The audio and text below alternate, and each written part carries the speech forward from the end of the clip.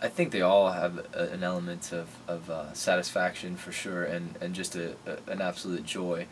This one was the toughest. I mean, I think just based on home life with two children at home, that are certainly our priority now.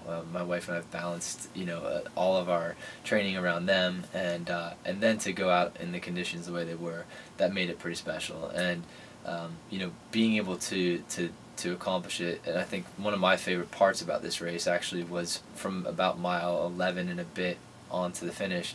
It was quite poetic that Kevin Smith kept popping his head out.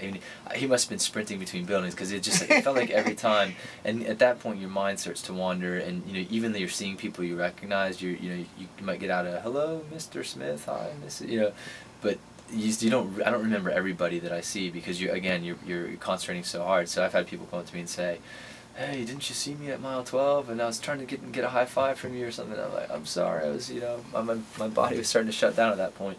But Cavan, I remember, and he was just cheering me on, and I mean, how cool is that? And that's what makes, I think, this race so unique, is that I hope that in 20 years time, when some of these other young bucks has come along and is about to win their 10th or 11th in a row or something awesome like that, I'll be able to be there encouraging them, and still be such a huge fan of the sport, and have that passion that I still have for it. So that's what I think is the most special thing about this, is we get to celebrate it as a community when you have these people that have come before you still walking around in the community. And in the U.S. that doesn't really happen, right? You break a record, or you tie someone else's record, they're not necessarily in your community, so you may never even have an interaction with them. But Cavan has mentored me along.